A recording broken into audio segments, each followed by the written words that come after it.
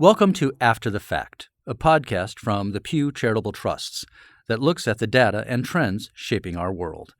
In our last episode, we dove, if you will, into the problems facing the oceans. They cover most of the Earth and are under threat from illegal fishing, overfishing, and climate change. Leading scientists focus on this data point, 30%. They recommend protecting that much of the ocean so it can sustain and replenish itself. But how do we get to that goal? Can new technology play a role? Recently, Pew gathered a panel of experts in London to discuss how technology might actually help protect the oceans and address other environmental challenges. It was a lively session, and in today's episode, you have a chance to listen in. Good evening. I'm Rebecca Rimel from the Pew Charitable Trust, and I have the real honor and privilege of welcoming you all here. Normally, on a dreary, rainy evening, I would say we want to apologize for the weather, but I understand that would be inappropriate given that you're desperate for rain. For all the gardeners in the room, I'm glad that we brought rainy weather for you. This session that we have put together in this magnificent building is talking about the importance of technology and can technology save the Earth. As I was thinking about that title, given what's happened around the globe in the last 3 to 6 months, I was wondering if I should be saying, can we save ourselves from technology? But in fact, technology can be an enormous tool for the public good, and we're going to hear more about that this evening. I'm delighted that we have a panel with leading thinkers, and these are people who have committed their lives to providing data and science and technology that can be applied to helping the global environment and also to solving problems. This is a wonderful building. I took a little tour. It's really quite special, and I understand that much British history has been made here. In fact, it has also survived history of the bombing during the Blitz of World War II, so I think it is an appropriate venue for us this evening. What I didn't know, maybe you don't either, is that the epic film Gandhi, part of it was filmed here, and so I was thinking, I wonder what Gandhi could tell us about science and technology. Not a topic I think we would associate top of mind, but a wise person like him with very strong values and commitment to the public good, he did have something to tell us. Scientific knowledge, he said, requires constant probing into the why and what for of every little process that you perform. But he went on to say that science without humanity was unacceptable. Some people have called this the post-truth era, or that fake facts rule. I don't believe that. I don't think anyone in this room does. But paying scrupulous attention to high-quality science, data, research, and information that can be applied to problem solving is very much at the core of the mission of the Pew Charitable Trust. It's been that way for over 70 years, and we are fortunate that the Pew family that endowed our work was committed to doing just that. We are changing as an organization. We are expanding, and I'm delighted that, as Sally O'Brien would say, we now have a proper office here in London. And our agenda, while we've always worked internationally, we are looking to expand that agenda. We were welcomed to the Wellcome Trust today to meet with the leadership about their work and ours and interest in the problem of antibiotic resistance, which really does pose a global health threat. And we're delighted that there looks to be partnerships not only on how to steward the antibiotics we have, how to create new antibiotics and get them to market, and basically how to have better diagnostics. We're also pleased that the Pew Research Center is expanding their reach globally, and particularly here. In the last, I believe, 6 months, we have 3 projects that focus particularly on the middle class and how it is doing in Western Europe, European public opinion about the recent influx of refugees, and factors driving the anti-establishment sentiment here in Europe, and certainly we are feeling that very much at home in the U.S. And we're delighted that we're building on a partnership with the UK as part of their Blue Belt policy. This is a program that the UK has really led the way. Our work is to try to create large marine protected areas, or parks in the sea, if you will, 15 of them around the globe. UK really has been in the lead. The U.S. is following in your footsteps, and I'm delighted that we've had a particularly valuable partnership with the Bertarelli Foundation in setting up a very large marine protected area in the Pitcairn Islands. So we are looking to see this agenda expand, but today we are talking particularly about our partnership with Catapult, British Satellite Applications Catapult. This is technology that would not have been possible without their leadership, their encouragement, and as one of our donors who supports this work likes to say, it's not only really cool to see, what's really special is it's helping us catch the bad guys. And there are bad guys, but I was also reminded earlier, good guys out there on the high seas, and this effort to put an end to illegal fishing has been very successful, and I'm delighted that our panel this evening is going to talk about this at greater length. So thanks again for being here. I think the panel has a few remarks, but then we really want to learn from you in the audience. We have a lot of exceptional guests this evening who can shed further light on this. It's my pleasure to introduce my colleague and friend, Sue Urahn, who is our Executive Vice President and Chief Program Officer at Pew. We've had a wonderful partnership over many years. I won't say how many, Sue. And she oversees all of our work, both domestic and international, the policy agenda, as well as our research agenda. So, Sue, let me turn it over to you. Thank you, Rebecca.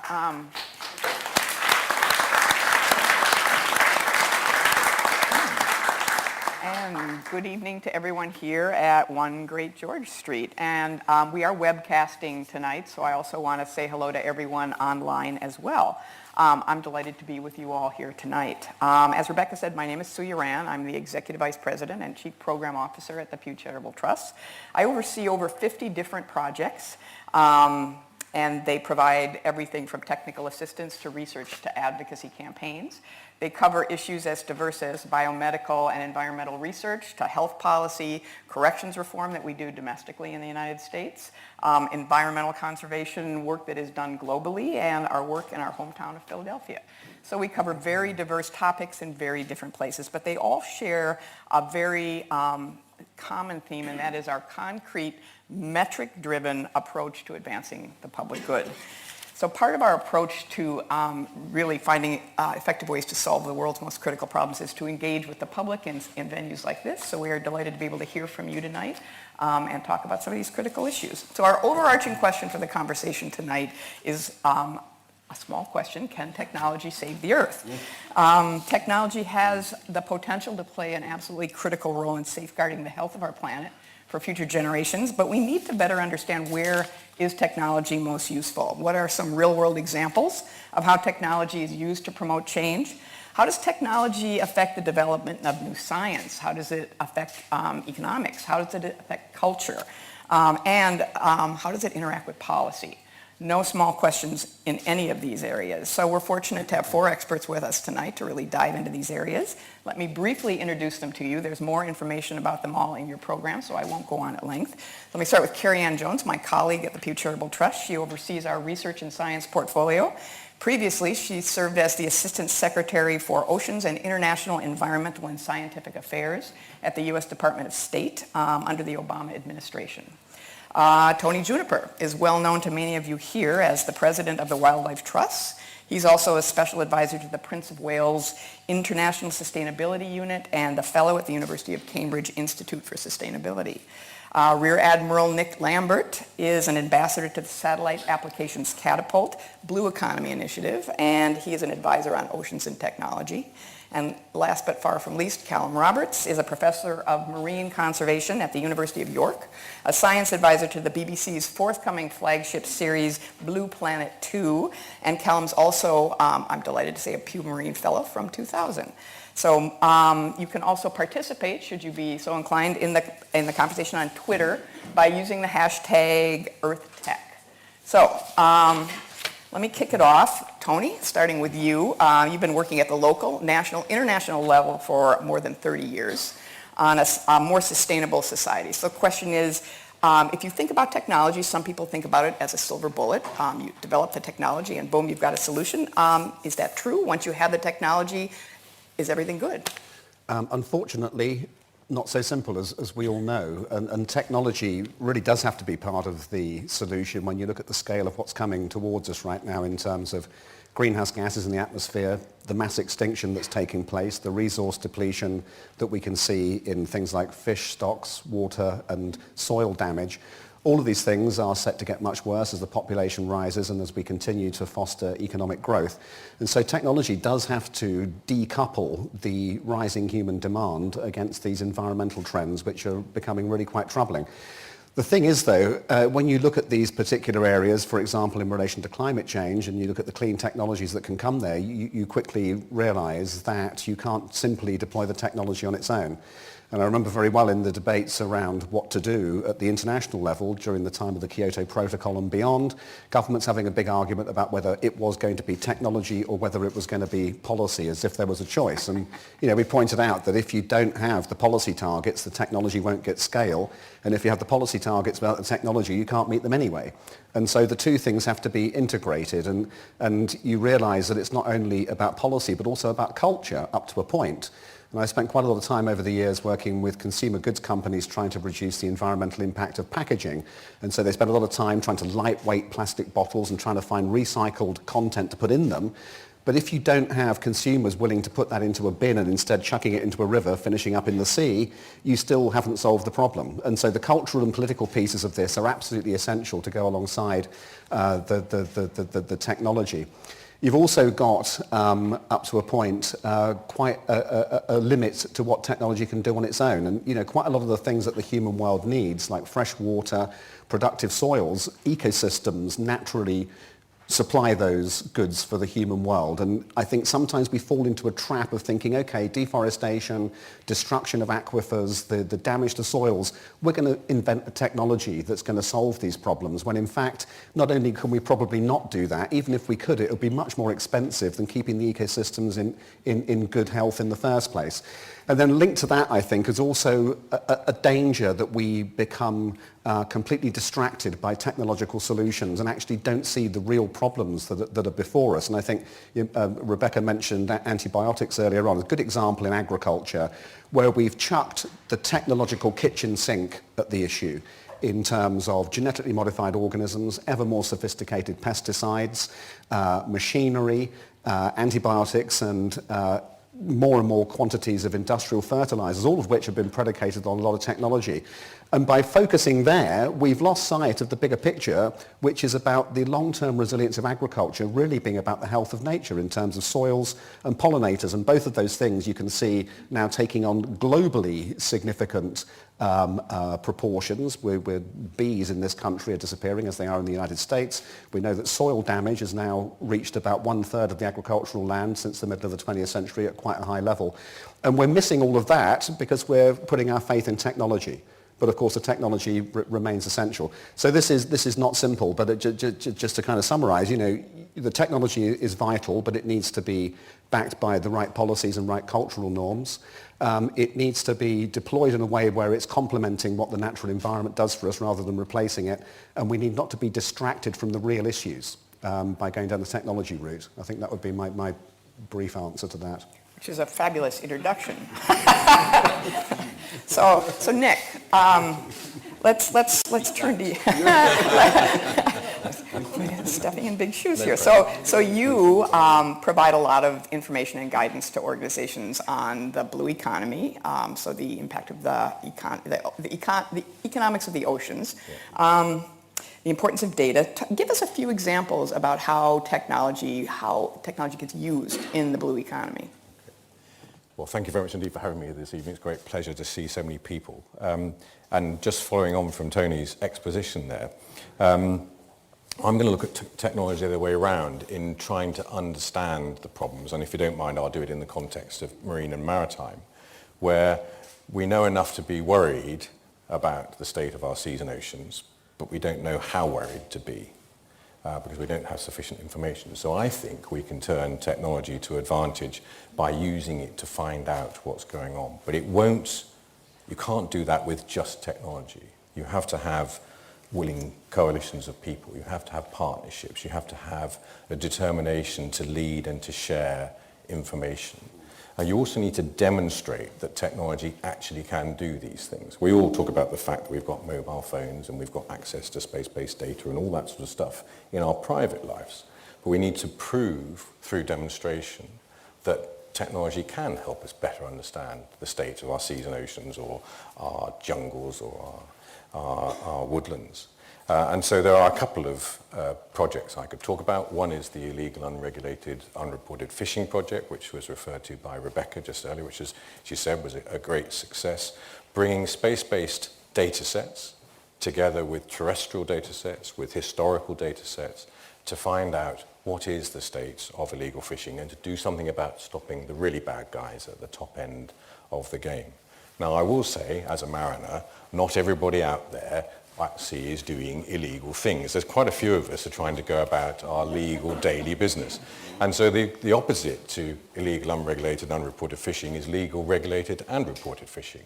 And that means that people who are going about their rightful duty in building a business out of fishing can demonstrate that they've fished in an environmentally sensitive way, that they have abided by the regulations, and therefore they can have preferential landing rights. And then it becomes economically viable.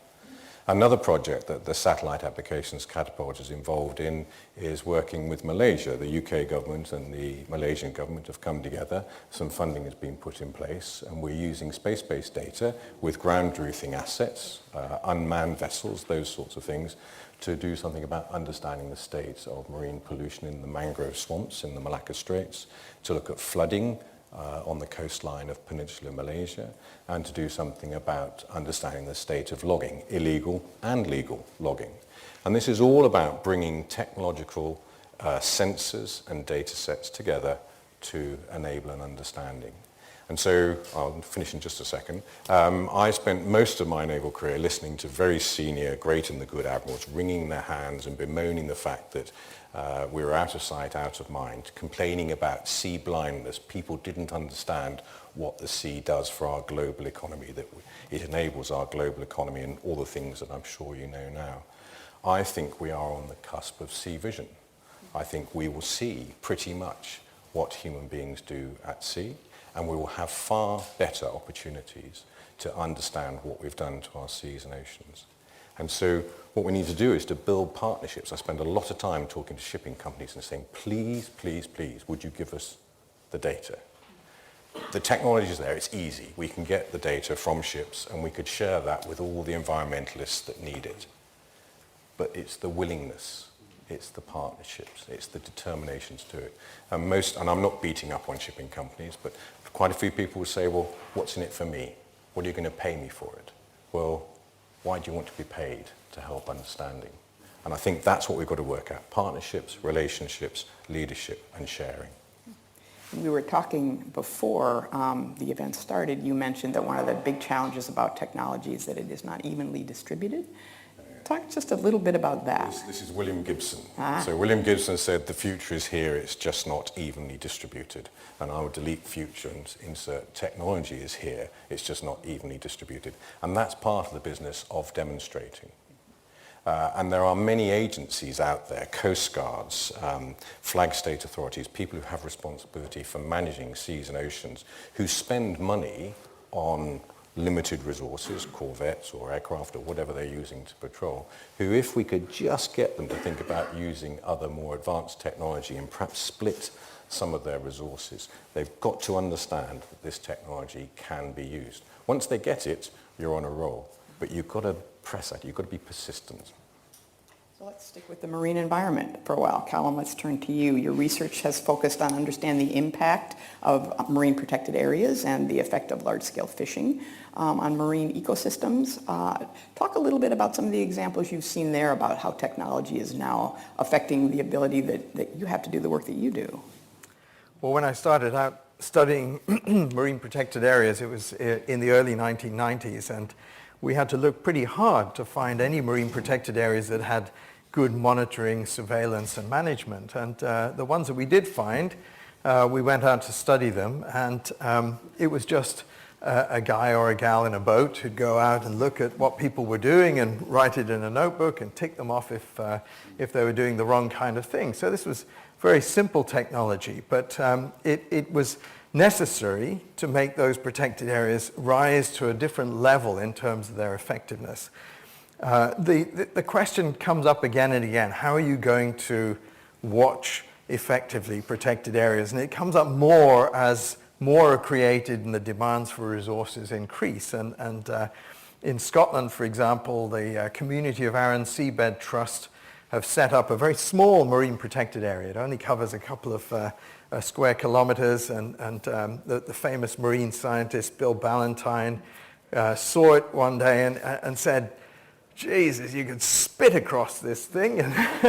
And yet still the Scottish government said, well, we don't want to create this protected area because we can't enforce it. How are we going to enforce this place? And the response from the community of Urahn Seabed Trust was, have you seen how many twitching curtains there are overlooking the bay?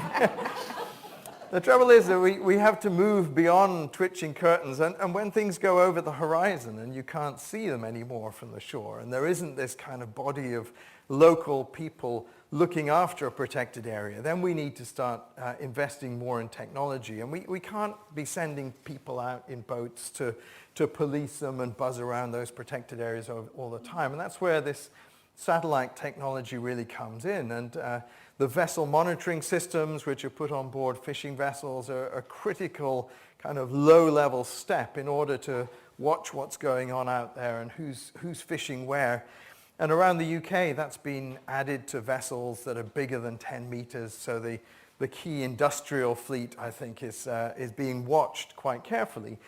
But there's a huge number of vessels, more by number, which are smaller than that and fishing in inshore areas. And as we've been expanding the network of protected areas around the UK, we have to start effectively monitoring those, and that means that the technology has to be shrunk down and applied to smaller boats, and the ability to monitor it remotely and to see what people are doing in real time has to be expanded. So these things have to ping more frequently than once every couple of hours, because you could be in and out of a protected area very easily and doing all sorts of damage unless there's this kind of real-time stream of data which is being picked up and watched all the time by somebody in some office, and there's a response that they can raise if the fishermen start doing inappropriate things.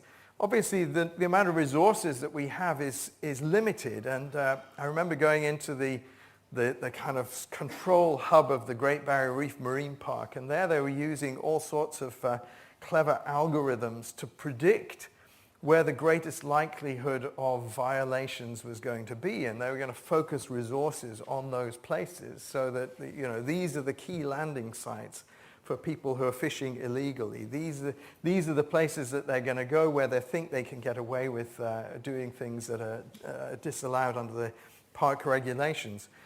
One of the things that we know now from science is that a very small fraction of the sea covered in protected areas may produce nice little local benefits, but it's not going to save the earth, and we really need to scale up. And the science is leading us towards thinking that we need several tens of % of the oceans protected. The only way that we can do that is by applying very sophisticated remote sensing to the business of policing and monitoring those protected areas. And I think the developments now have been very encouraging. And just as a final point, the United Nations are now considering an amendment, an implementing agreement under the law of the sea to establish marine protected areas beyond national jurisdiction. The only reason that is now possible and being considered is because there is also the possibility of effectively implementing those protected areas. Otherwise, before discussions were off the table because you said, well, you've got no chance of establishing a protected area that works out there because nobody can look after it. Now we are seeing the technologies being developed, and that's very encouraging.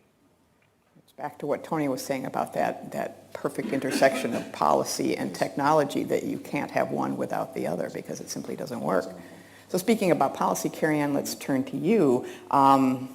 Your experience as a policymaker working on global issues, you've worked on technology and a whole host of issues. So we've talked about the marine. Let's step back a little bit. Give us some examples of other places where you've seen technology make a really fundamental difference and how it's evolving. Well, thanks, Sue. I think there's a long list of things I could talk about, but I wanted to touch on some of the other sectors that have been impacted and affected by technology. One that started quite a while ago was precision agriculture, which again made use of GPS and the ability to look at GIS, Geographic Information Systems, to begin to use resources in a very precise way. That allows you to use the right amount of water, cut down on pesticide and fertilizers, and this technology has evolved over the years, and it's being used in many different places, and it's going to continue to evolve as we have more information. Another one is related to forestry. I mean, we know how important a role forests play in our lives. Many, many livelihoods depend on them. They are also a source of, very important source, element in the whole carbon cycle. And we know that there are many places where they are being destroyed or burned accidentally or deliberately, depending on different situations in different countries. And how do you talk about that? How do you know what's going on?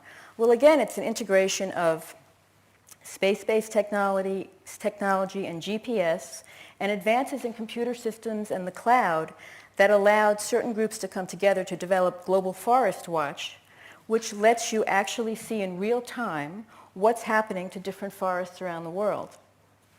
That's something that the World Resources Institute did with a partnership with Google and the University of Maryland and some government agencies. So this is now a real-time tool where you can see what's happening. Another example is something quite different, which has to do with conservation and biodiversity.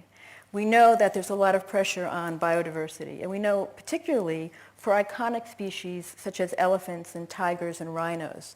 There's tremendous pressure, not just because of the development that's encroaching on their habitat, but also because of poaching. Wildlife trafficking is a major international crime. It's a billion-dollar industry now, so I think tens of billions of dollars, maybe $20 billion a year. And the question is, how do you deal with this? So one of the technologies that's being applied to that is the use of drones. So in terms of keeping elephants away from farms or small villages, the drones are now being used to herd elephants away, and it seems to be working. And that is something that I don't think anyone would have thought of before.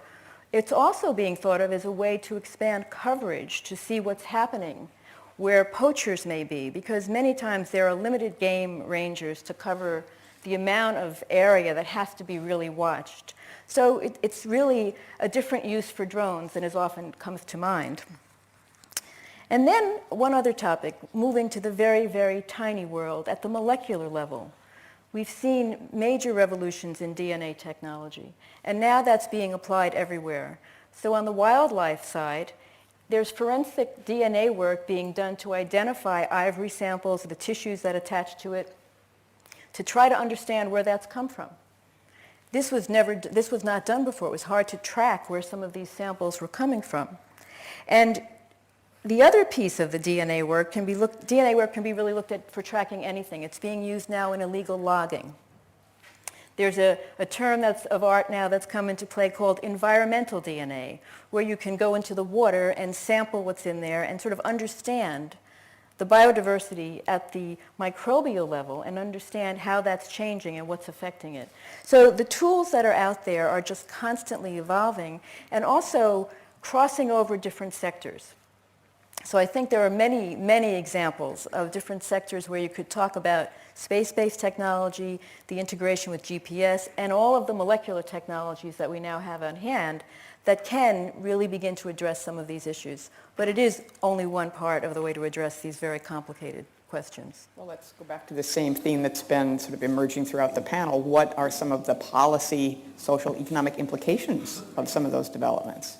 Well, I think, when I think about science and technology addressing problems, I sort of look at it in two big categories. One is one of the ones we've really been talking about, which is science and technology to provide information. What do we know about what's happening? What can we see? What can we measure? To learn about a problem, as well as to see if something is being enforced and to see what changes have happened in a system. The other category is something brand new that goes out there and tries to solve the problem, like that drone herding elephants.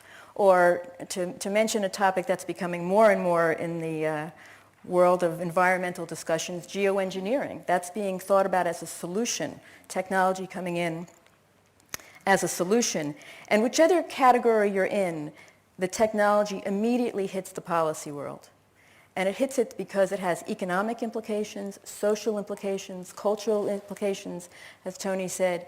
And all of these often add up into the political environment in which that technology is being moved forward.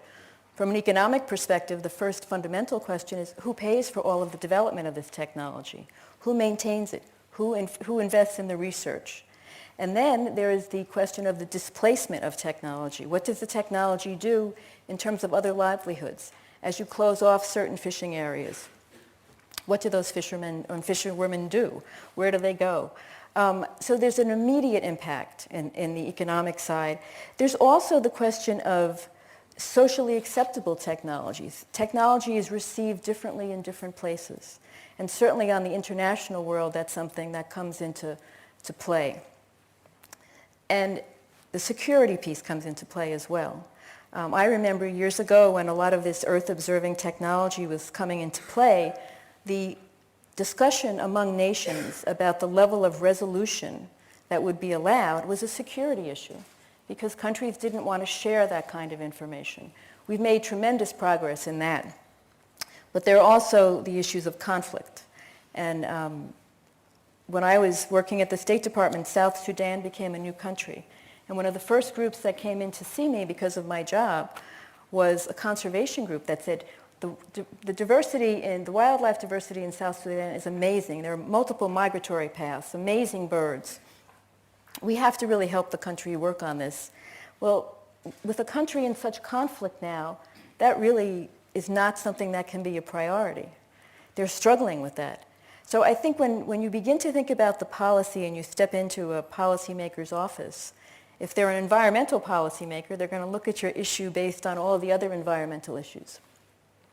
If they're a broader policymaker, they're going to have to look at it against things or integrate it into things such as security and health and livelihoods of their communities. And all of this comes to play. So it gets back to, I think, the theme we've been hearing.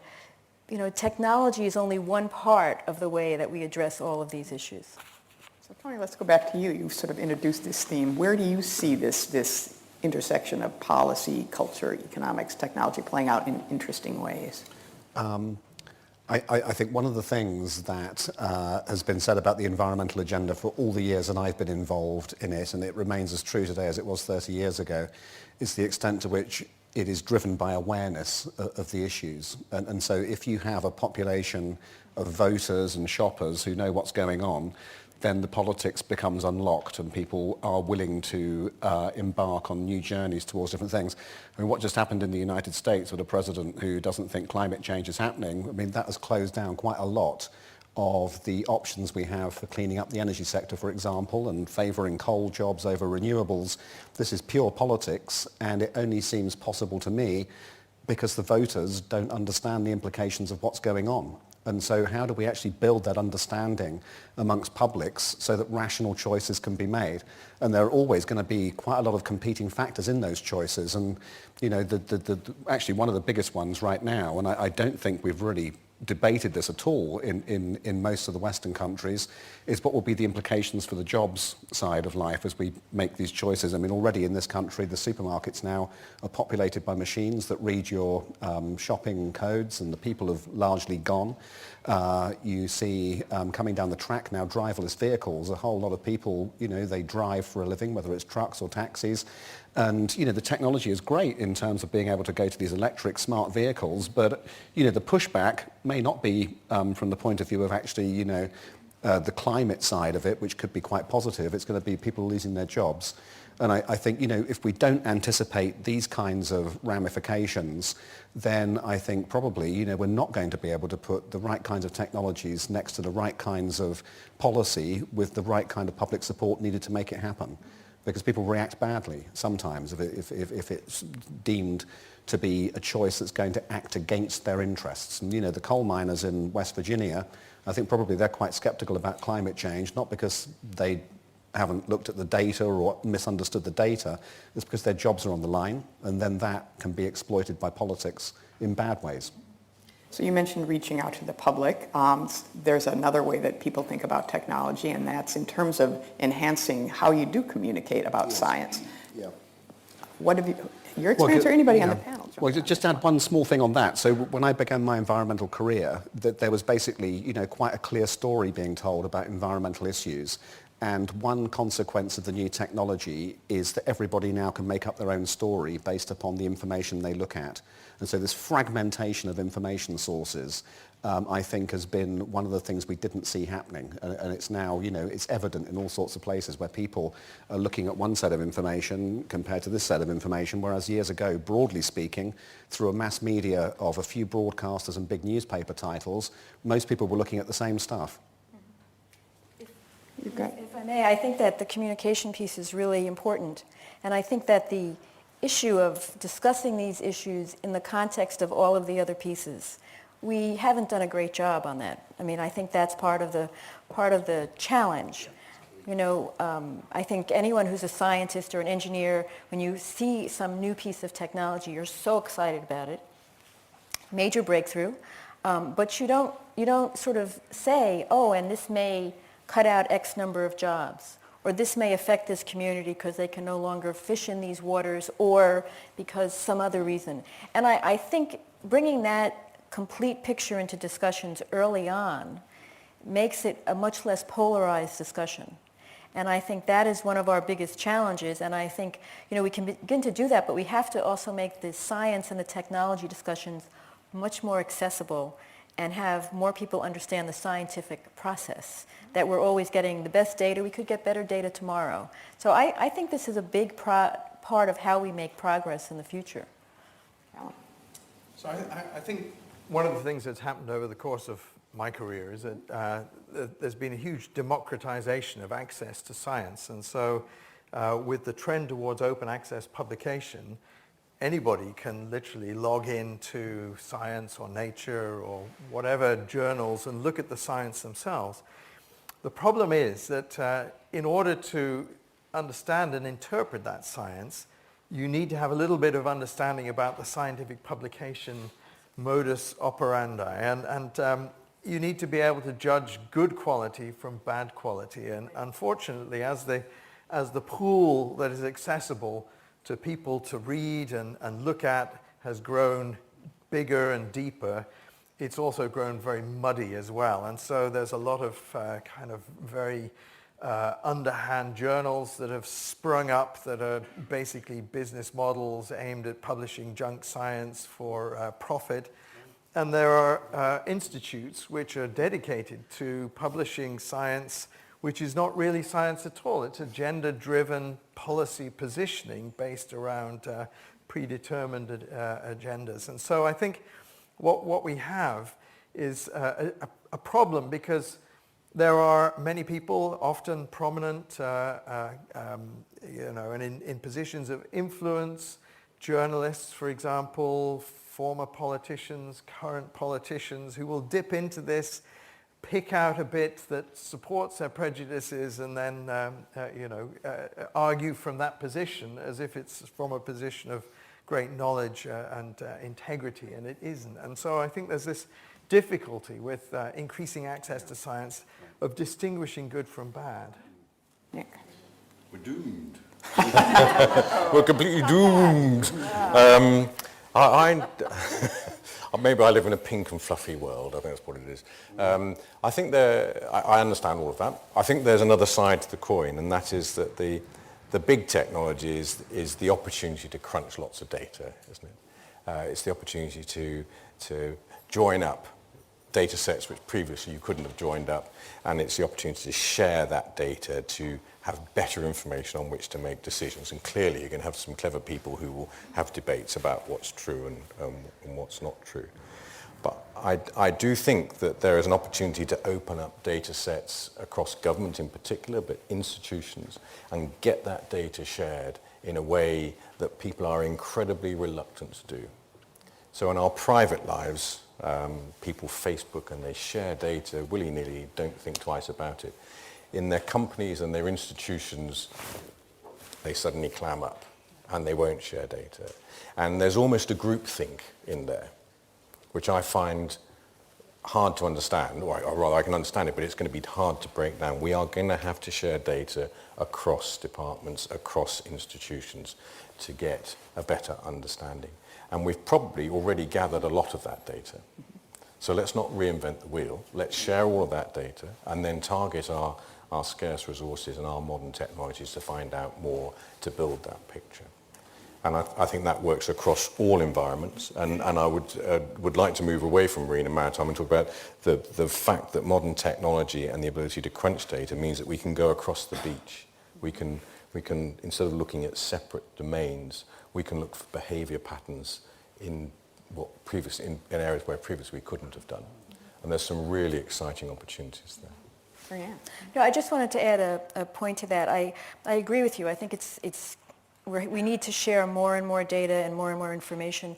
But there's also another piece to that. And I think there's a perception that all technology and all information will lead to enormous commercial breakthroughs. And I see that trend is also leading some people and institutions to say, no, I don't really want to share this because perhaps I could commercialize this and make a tremendous amount of money for my company or whatever institution it is. So there's a balancing act here, because I think the message has been put out to the world that science and technology and innovation is key to economic growth. And I think sometimes that's seen in conflict to science and technology needs to be open to advance the way we solve problems. And I think we just have to recognize that and have that discussion very openly all the time. I think it's a really good point. You have to build in the economic opportunity. So I'm with you, Callum. I think we should be declaring marine protected areas right, left in Chelsea, even if we are unable to monitor them. Because if you've declared them, then you can hold somebody's toes to the fire and say, look, we've declared this thing, we need to go and do something about it. And technological pace is so quick that actually we're getting there. So let's get them declared. But also let's think about what does that mean for building economic models around it. Now, in my pink and fluffy world, I think that by bringing sensible economic models into the blue economy, as we talked about earlier, we can actually bring regulation and governance to what is basically pretty ungoverned at the moment. So we might be able to do seabed mining in a more environmentally friendly way. We might be able to fish in a much more environmentally sustainable way because we've brought an economic model in as well. And because we know how the guy is doing his fishing, we can say to him, this is the way you do it to be environmentally sustainable. So that, I think, is an opportunity. I think it's quite fascinating that not only this conversation, but every conversation I've been in today starts with technology, which is fairly clean and simple, and immediately branches out into the cultural, social, behavioral, political, and policy dimensions that are wrapped around that technology that will sort of be responsible for whether or not it succeeds or fails. It's amazing. So let me... Can I just give one example of that? Would you mind? I mentioned unmanned surface vessels being used in this project in Malaysia. And there's a big debate running. Do we have these vessels running around as covert or overt? And people are saying, well, the local fishermen will steal them. So the alternative to that is to say to them, well, why don't we tell the local fishermen what they're there for?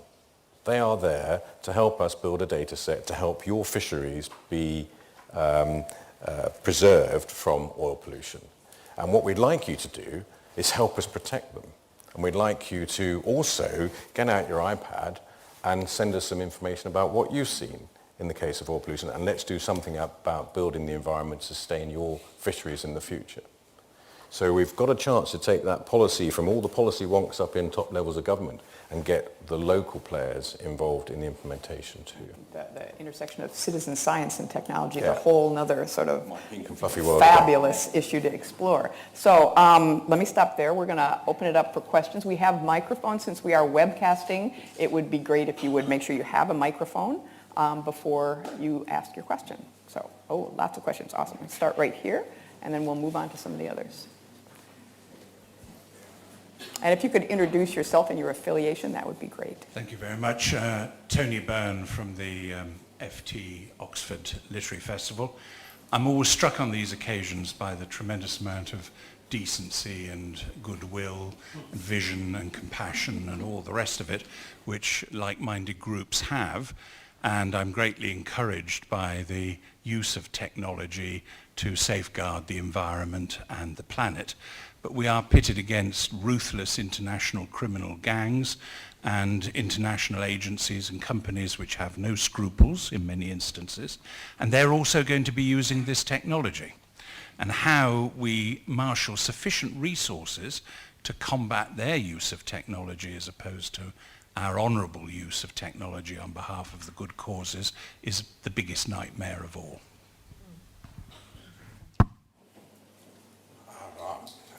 Cracking question. Well, that wasn't a question, was it? That was a statement. That was a statement. And you are right.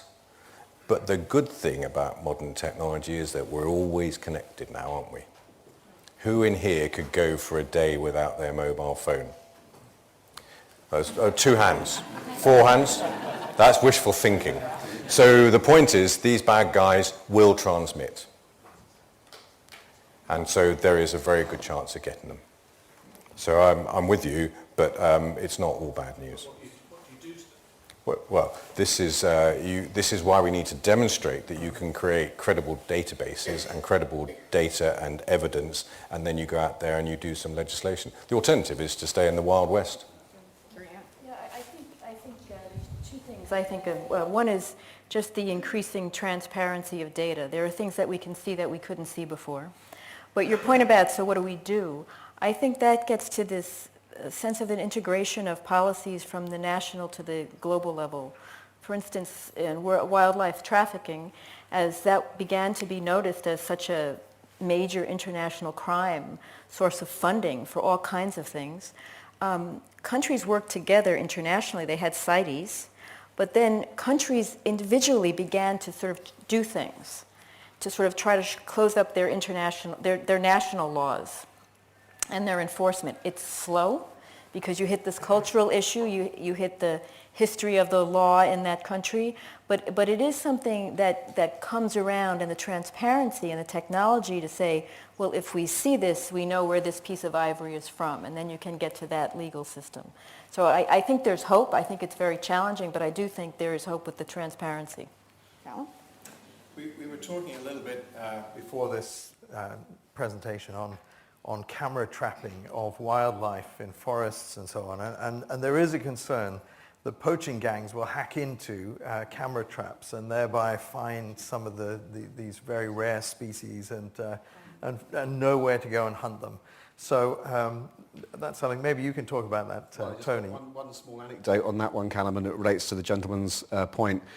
During a trip to Costa Rica last year, in an area of forest that was being checked for ocelot and jaguar and tapir and these kinds of animals, the camera traps had taken a picture of the poachers, and the police used that for evidence to arrest them and put them away. So One for the good guys. Right here. Thank you. Peter Horn from the Pew Ending Illegal Fishing Project, and thank you to the panel for the discussion this afternoon. Made a pretty compelling case for the link of technology and policy, particularly to this sort of audience and in this sort of country. My question's twofold. I'd like to hear the panel's thoughts on how developing countries might adopt, implement and act on the use of technology, firstly, and secondly, how we might accelerate that process. From what I've seen in different parts of the world, I think that the start of it is for those countries to see a political and economic case for investing in that kind of use of technology. One example I know relates to Sumatra, where there were very major peatland and forest fires repeatedly over a number of years. 2015 it got really very badly out of control. And I know that has stimulated a lot of use of LiDAR technology to work out where the most important peat domes are, and then to start using that information to be managing the hydrology to try and get them wet again to stop it burning. And the interest there was a lot of people dying of air pollution. The forest fires were very bad for people's health. And also economic pressure from Singapore, which said to Indonesia, if you don't stop doing this, there's going to be implications for your companies who export to us. So I think that's probably it really, is like, is there a case, and can the country see the case? And if there is, then the technology probably becomes something they want to use, and then you can start to find ways of developing international relations and partnerships to be able to make it happen.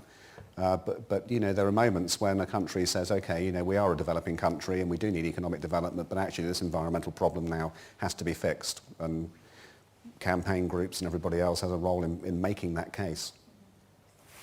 Oh, sorry. I was just going to add to that. I also think that I've traveled quite a bit around the world, and science is valued very differently in different countries. I live in India. Science is very important, and it has great prestige to be a scientist.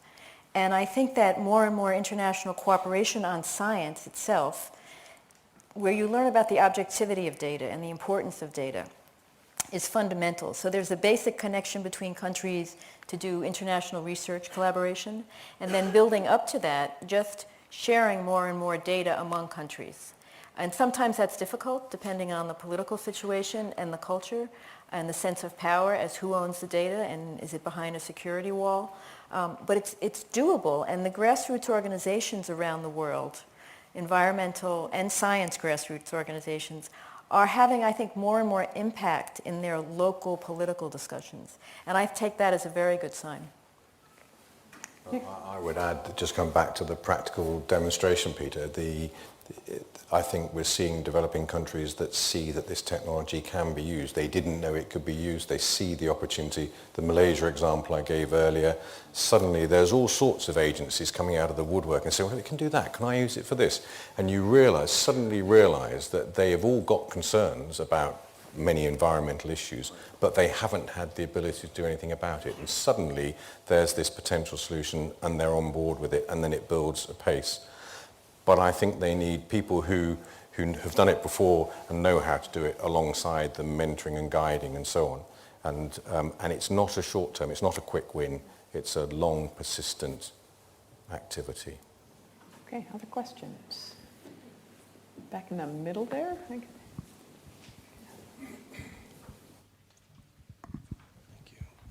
you. Frank Langford with National Public Radio from the United States.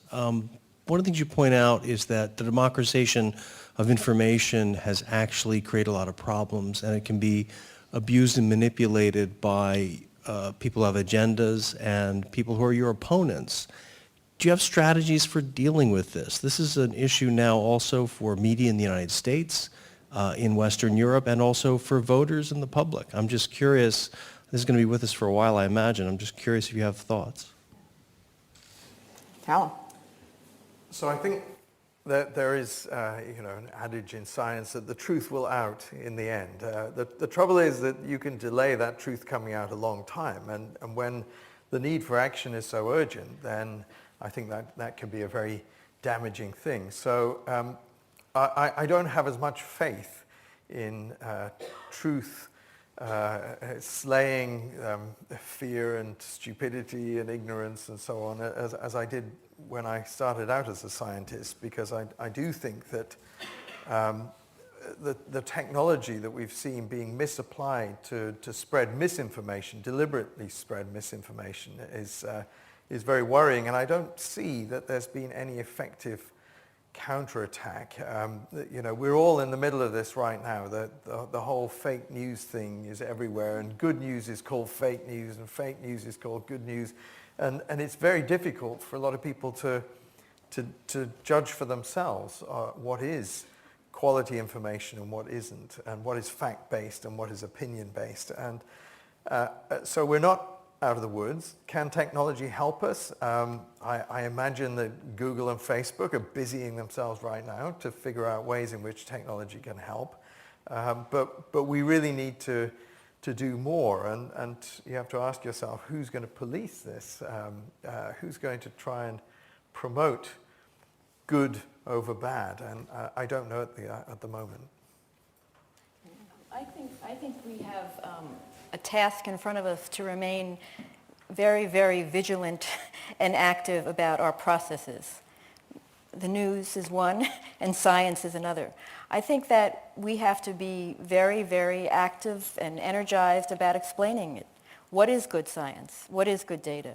And we have to present that all the time, objectively, even if we then have a position based on that.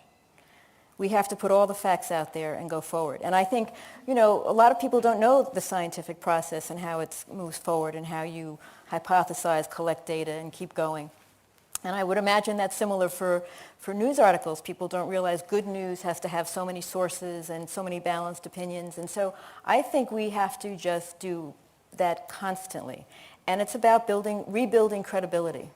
I think it'll take a long time. It will have advantages and disadvantages from the kind of mass media quick turnaround. But I think we have to be very committed to that to turn this around. We have time for one more question. The hand went up first.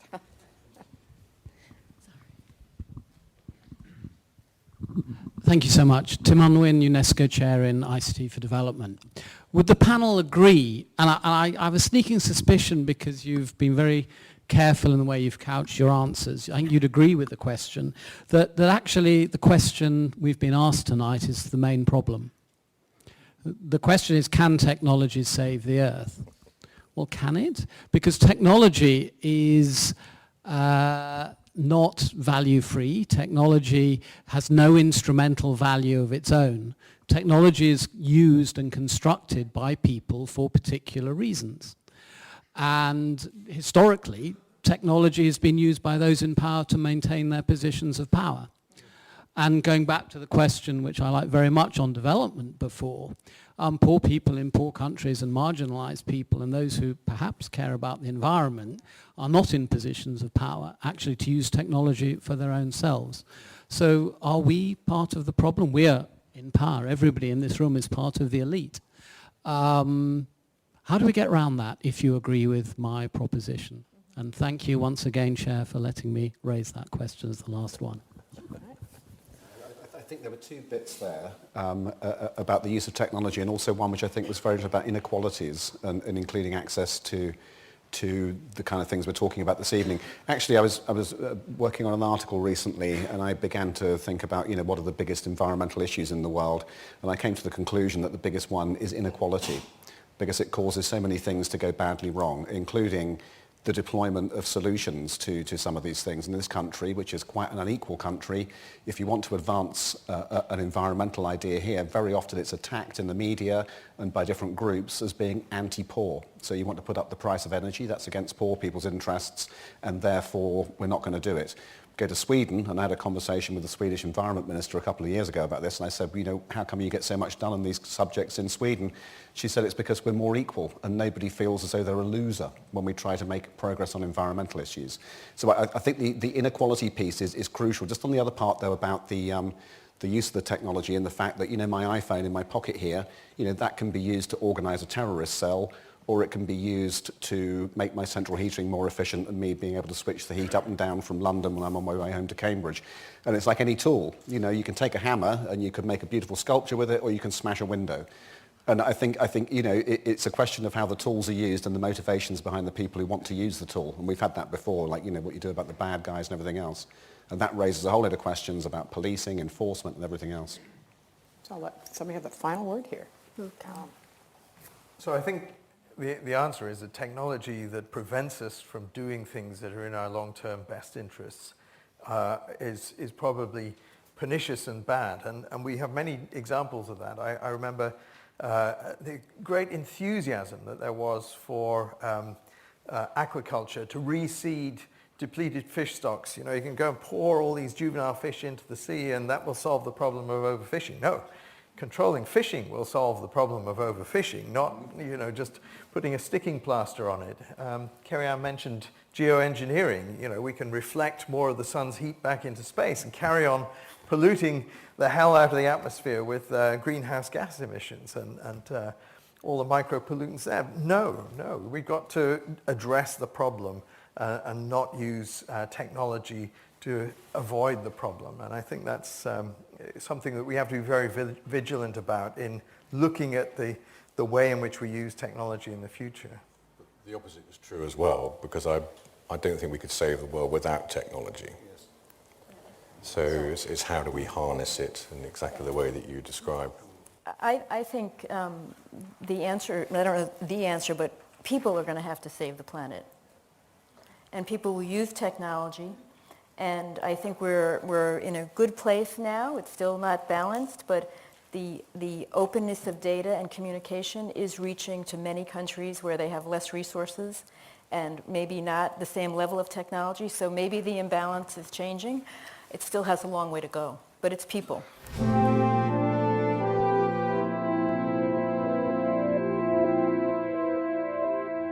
If you like what you heard, you can also tune in and watch.